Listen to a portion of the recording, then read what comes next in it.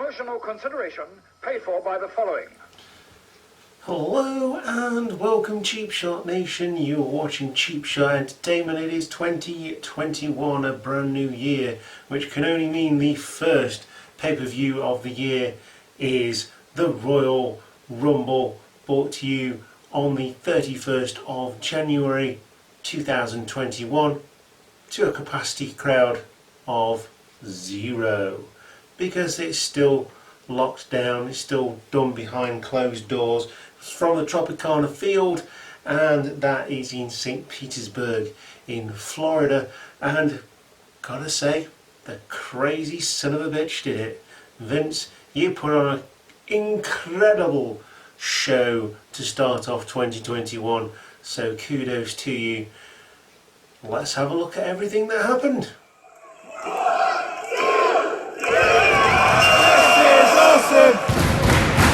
This is awesome! So we are going to start with the pre-show, which was free to air on YouTube and Facebook, and obviously it is on the WWE network as well. It featured the Women's Tag Team Championships, which are currently, or were currently, held by Asuka and Charlotte going into the show. But it would be their challengers, Shayna Baszler and Nia Jax, the former tag team champions, that would pick up the victory here after some interference by Lacey Evans and Charlotte's dad, Ric Flair. Still not quite got my head around what's happening there. I'm pretty sure they ran this storyline quite some time ago. But Nia and Shayna get the win, like I say, after the distraction, and the women's right, because, you know, the Lacey Evans character about being a single mum and being an independent woman is now just completely out of the window because she's following around an 80-year-old pensioner who likes to dance. Yeah. Well, there you go. New tag team champions. I'm going to give this 2.5 cheap shots out of 5 for what it was. Say it was a pre-show. I actually quite enjoyed this one. All 4 ladies putting in a good show. I knew the outcome of this before I even started watching it, and that's not just because I predicted that Shayna and Nia would pick up the victory, but I had my own sort of plan set in place, and if you want to hear that plan, do go and check it out on Spotify for Talk is Cheap, which is the podcast, and hopefully going forward we will be doing the predictions a lot earlier than we did this time. But it's well worth a listen. An hour and a half with my good friend Ben from Squared Circle Jobbers, so make sure you go over and check them out and subscribe to them. Just out shooting the breeze and talking about what we think is going to happen, putting in some predictions. It was really fun, and I'm looking forward to continuing that. But for now, that is your pre-show. So we kick off the main show with the WWE Championship. It is Drew McIntyre defending against Goldberg.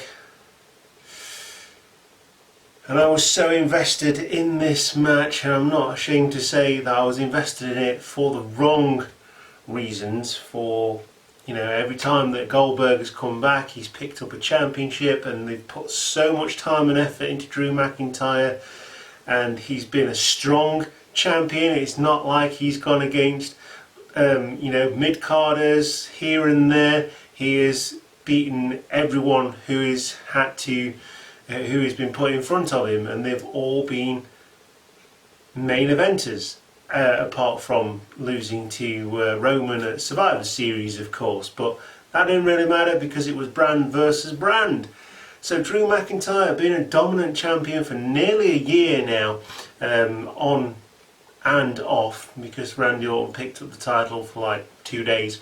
For whatever reason. I suppose he had to break it up somehow, but he's been dominant, and it's the first time for a long time, perhaps since CM Punk, that they've had a long running champion. I mean, you know, for Drew McIntyre to come from, you know, pretty much mediocrity, obscurity, shall we say, after being fired by the company when he was younger, and coming back and having the injury, which meant he went straight to the top, you know, went straight into the main roster, and all the things that have happened to get him to this point.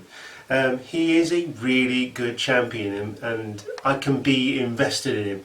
Goldberg, back in the day, he was a good champion. Not ever quite on WWE, but certainly on WCW because of the way he was built. Now, this storyline didn't really get any build. This match didn't get any build. Unfortunately, Drew McIntyre tested positive for COVID and had to isolate for 2 weeks. So there was no real build. The only build here, which really did confuse me, because the only person to really show a lot of respect for the legends was Drew McIntyre. Yet Goldberg just came down to the ring and said, "You're not showing me any respect, pal," and pushed him over. And, you know, like, you didn't show me any respect, so I'm not going to show you any respect. But he did show him respect, and then by pushing Drew McIntyre over, he showed Drew McIntyre no respect. But we got the right outcome here, and I've got to say, this match was well planned, it was well worked. Goldberg obviously is an older guy now, so he can't do loads in terms of the match, but you know, he carried it. Drew McIntyre looks like a shell of his former self. So yeah, I mean, it was really well worked. These two guys clearly have a lot of respect for each other, and it was actually pretty good match, as much as I hate to say it. Well, I don't hate to say it, because it actually was really entertaining and I was invested in it. Like I say, perhaps for the wrong reasons. It was well worked. You had Drew McIntyre going through the barricade, being put through there by a spear. Goldberg just hitting spears. He's obviously never going to get Drew McIntyre up for a jackhammer. But yeah, it worked, and Drew McIntyre missed a Claymore kick. Goldberg eventually missed his final spear, which would lead Drew McIntyre to hitting the Claymore kick and getting the clean victory over the legend that is Goldberg. The right outcome, and a very entertaining match. Definitely better than it should have been. I'm going to give this 3 cheap shots out of 5. Definitely entertaining, this one, more than it had any right to be. So, more women's action now, with the SmackDown Women's Championship on the line between Sasha Banks and the returning Carmella. Of course, this is a rematch from TLC in December. Lots of things going off in this match. It was a really good, well worked match. I get the feeling that these two aren't quite used to working together, being on separate brands for most of their main roster career. Carmella is still obviously up and coming. She has been SmackDown Women's Champion, and I'm looking forward to seeing where she goes. But for now, Banks is the dominant, reigning, defending Women's Champion over on SmackDown. I've got to say, the women's division on SmackDown is 10 times better than it is on Raw, even though they've got the Raw Women's Championship and the Tag Team Championship, which when it first came in, my understanding was that it would be defended on all 3 brands. I can only imagine that I'm hoping that having the Women's Dusty Rhodes Tag Team Classic, that will lead to the titles being defended on NXT, and maybe even moving the titles permanently down to NXT, because I think they would get used a lot better. But that being said, Sasha Banks wins this one with a bank statement after a vicious fury of back and forths here by Carmella and Sasha. Carmella looking good. Unfortunately, as I said, I did enjoy this one. It was well worked, but you could tell that they've not worked together enough to make it fully entertaining and giving us the best match that they could possibly give. I'm sure they did. I'm sure they really tried. But I'm only going to give this one 2 cheap shots out of 5. It wasn't a bad match by any means. It was still damn entertaining, and I was really confused by the layout of the matches, because they got all of the women's matches out of the way pretty quickly. And in fact, we're going on to the Women's Royal Rumble next. So yeah, I was surprised by that. I was surprised they didn't break it up a little bit and give the women the the Royal Rumble at the end. But yeah, 2 cheap shots out of 5 for this one. So the Women's Royal Rumble is up next. Of course, this was introduced back in 2016, I believe, maybe 2017. The first ever winner was Asuka, and she's now the Raw Women's Champion. Yeah, the Women's Royal Rumble was actually really good this year. Really good. It never fails to entertain. The Royal Rumble. It's one of my favourite matches, if not my favourite match there's ever been invented, and of course invented by the late great Pat Patterson, the first ever Intercontinental Champion, who sadly passed away late last year. But we get numbers 1 and 2, which is Bayley and Naomi, the returning Naomi, who we haven't seen for a very long time. She puts in a good shift here. We get Bianca Belair in third. We get Billie Kay coming out next, who basically refuses to get in the ring. She's trying to give people her visual CV. We get Shotzi Blackheart, who would eventually be the first one eliminated in this match, which is a damn shame, coming up from NXT. Shayna Baszler, Toni Storm, of course, coming up from NXT for this match as well. Jillian Hall is the first surprise entrant into this one, with a Legends status. Although, is she? I mean, and she's best known for singing her own entrance theme, which was suitably obnoxious for her character, and she still sang it here, and there was a little bit of nostalgia there, but not loads. Ruby Riott, Victoria is another legend in this match, which was great to see Victoria. She was absolutely awesome back in the day.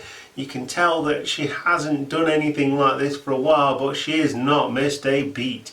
She was really good in this one, but would eventually get thrown out of the match.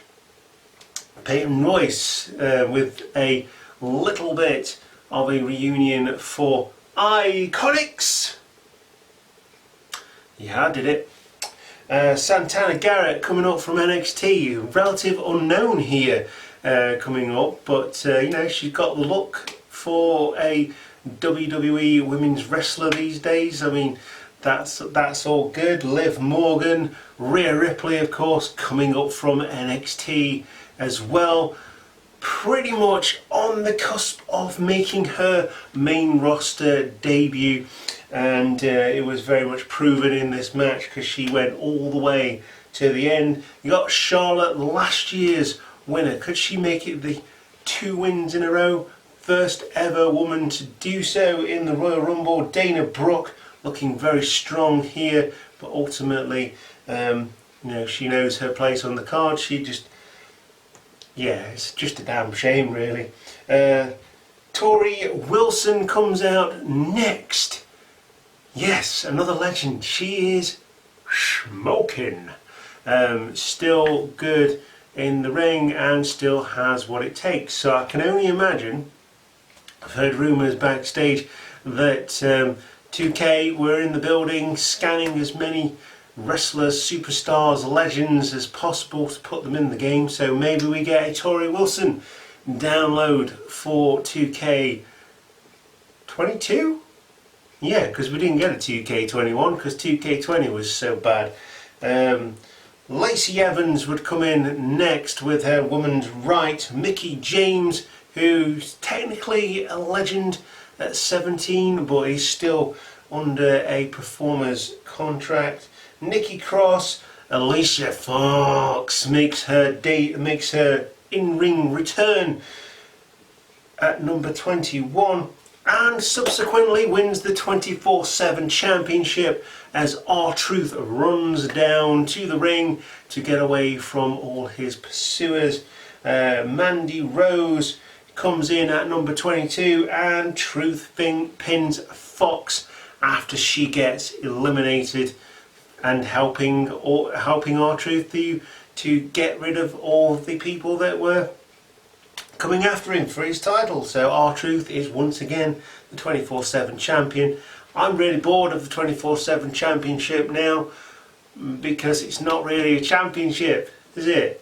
It's never really defended. At least the Hardcore Champion was actually defended in matches, and that's what made it interesting. It had that, there's a 24/7 rule, but it still had sanctioned matches and a gimmick. 24/7 championship, it's the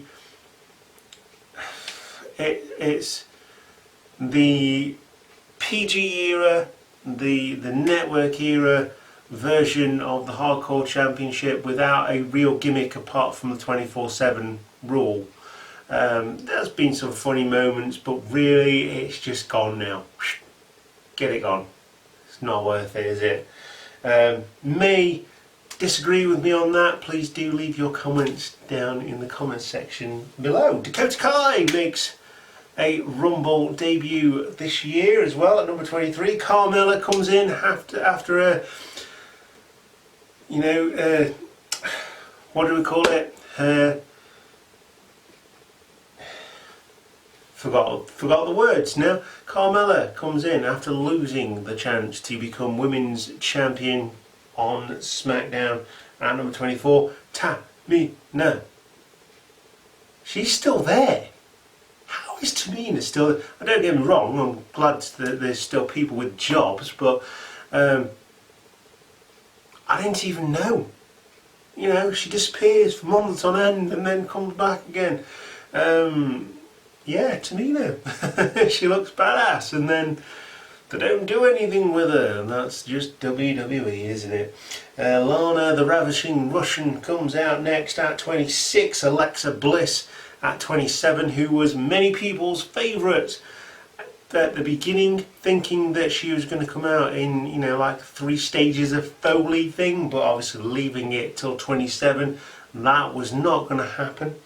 Ember Moon comes out at 28, Nia Jax at 29, and of course Natalya, having beaten Tamina on, I'm guessing it'd be SmackDown, maybe Raw, on one of the shows anyway, to gain that 30th entry. You can tell I don't really watch the shows leading up to it, because I don't have access to them, but I do still love a good Royal Rumble and a good pay-per-view. Try and keep up with it, doesn't always work. So we come down to the final 4, which is Bianca Belair, Charlotte, Rhea Ripley, and Natalya, of course, being number 30. She was always going to be part of that last 4. It comes down to Rhea Ripley and Belair after they team up to eliminate Charlotte. Charlotte again is distracted by Lacey Evans and Ric Flair. She has a laugh on the outside, and it comes down to Rhea Ripley and Bianca Belair, who then roll into the ring after nearly eliminating each other, so they form this bond and get back in the ring, which is cool. But as both go out, and it has been shown on social media, but I still don't think that Bianca Belair had her feet on the floor, that Bianca Belair would eliminate Rhea Ripley to become the Women's Royal Rumble winner. Who's she going to go against? Don't know. I hope she goes for the SmackDown Women's title, simply because SmackDown's women's division is so much better, and she's so much more well used, well thought of in SmackDown than I think she ever would be on Raw, and that's been proven by Bayley and Banks and everyone else who is on that show. But Belair wins, and she goes to WrestleMania to main event against the champion of her choosing, whoever that should be. Of course, we've got an Elimination Chamber before then. So, your winner, Bianca Belair. Not going to give this a rating because it is a Royal Rumble, and it's really difficult to rate Royal Rumbles. Some of them are much better than others. This one was one of the best, but I'm still not going to rate it. Brief interlude with the pre-show panel now as R-Truth kicks Peter Rosenberg out of his seat so he can talk about his epic win in the Women's Royal Rumble. Peter Rosenberg summons across a referee. He pins Truth for the 24/7 championship. Peter Rosenberg is your new 24/7 champion. I don't care. Although that was one of the most interesting title changes that we've had. There's like loads of superstars wanting the title, and it could be used to elevate those people, but it's just not.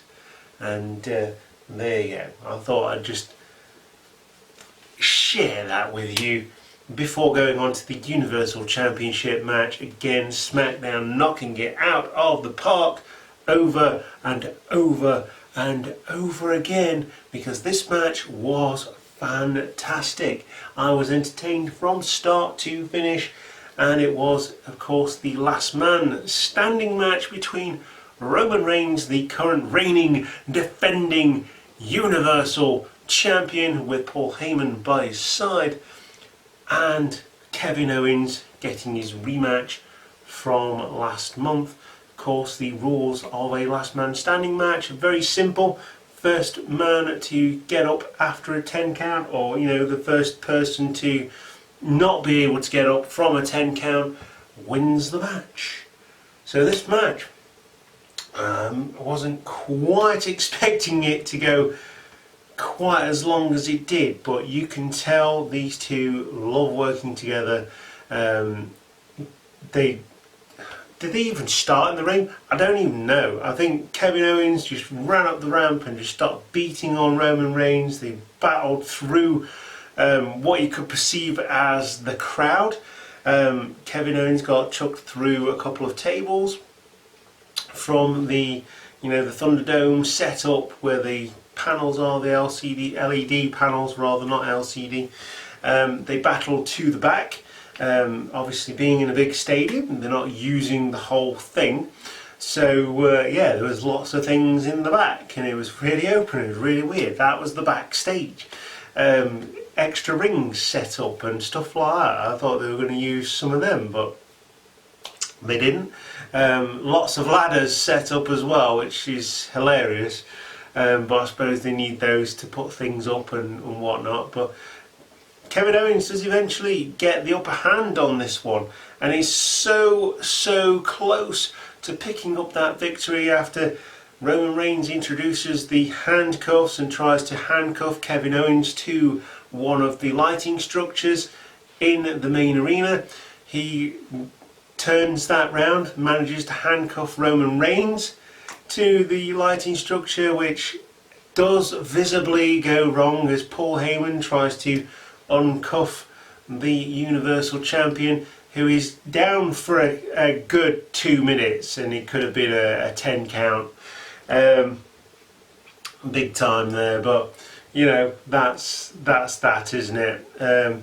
So yeah, he does eventually get released. Roman Reigns does pick up the victory after doing the same thing to Kevin Owens and taking him out. Kevin Owens cannot stand for the count of 10, and Roman Reigns keeps the title. I'm going to give this one a full marks out of 5. This is 5 out of 5 from start to finish. It was just a fantastic match, and if you've not seen the the Royal Rumble already, please do go and watch this match because it is great. Such a good match. And you know, rear digging Roman Reigns, Kevin Owens is always good for the money. And yeah, really good match. On to the main event now, which is the men's Royal Rumble match. We already know entrants 1 and 2 as Edge and Randy Orton, but who comes in thereafter and who is going to be number 30, and do we get any surprise entrants? Well, the answer is yes to a couple of those questions, and I will get to entry number 30 when we get to entry number 30. So number 3 is Sami Zayn, who's protesting all the way to the ring and out of it again as he gets eliminated a bit further down the line. Mustafa Ali has got his full name back. Wow, revelations in the Royal Rumble here, because Jeff Hardy is next, followed by Dolph Ziggler.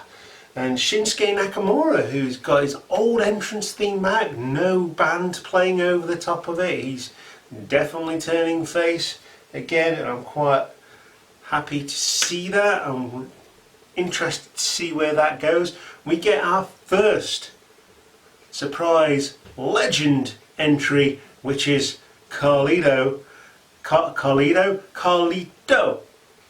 You know, that's what it says in his music. Carlito. And he spits in the face of people who don't want to be cool. Because it's true, he carries an apple. Shinsuke nicks the apple, that pisses off Carlito, and that ensues a little bit of a brawl in the middle of the ring. But Carlito is actually looking very good. He looks like a fridge. I mean, he's bulked, man. He's looking good. Xavier Woods is next, representing the New Day, followed by Big E of the New Day, which is interesting because obviously 2 of the New Day are on Raw and Big E is on SmackDown, current Intercontinental Champion over there. John Morrison comes in next, followed by Ricochet and Elias, who doesn't carry his guitar to the ring and sing a song, which is really disappointing and not memorable at all. I was hoping that he would cut a promo on everybody who was in the ring. Get our first surprise entrant from NXT next, which is Damian Priest.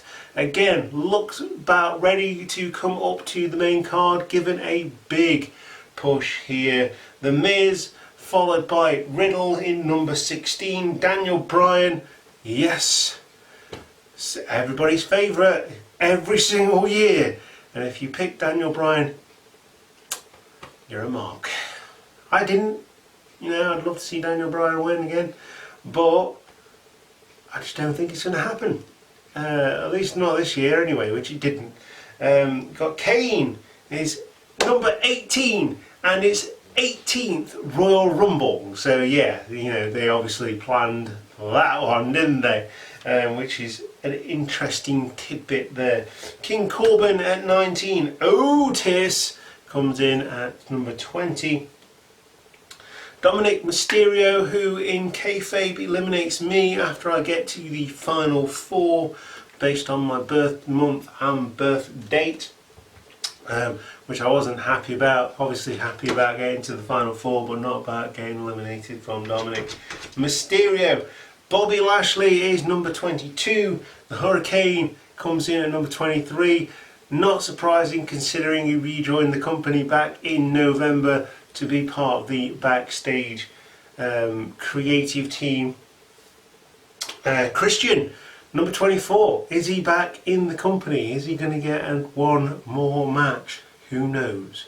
But again, looking good. AJ, for some, to some, including me, probably looking a little bit better than Edge. But there you go.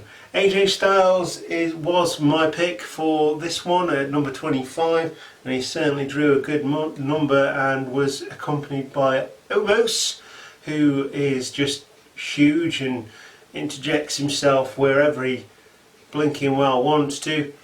Rey Mysterio at number 26. Sheamus at number 27. Again, significant number because, you know, it was WrestleMania 27 when he beat Daniel Bryan in 18 seconds for the World Heavyweight Championship. Cesaro at number 28, another favourite here. Rollins at number 29, returning from his paternity leave after getting Becky Lynch up the duff and having the kid. And of course the returning Braun Strowman comes in at number 30. So we come down to the final four, and I should mention that earlier on in the match Orton would be carried out of the arena with a supposed knee injury. He would make his return in just a second. Strowman, Rollins, Edge and Christian are the final four in this one. It comes down to Rollins and Edge.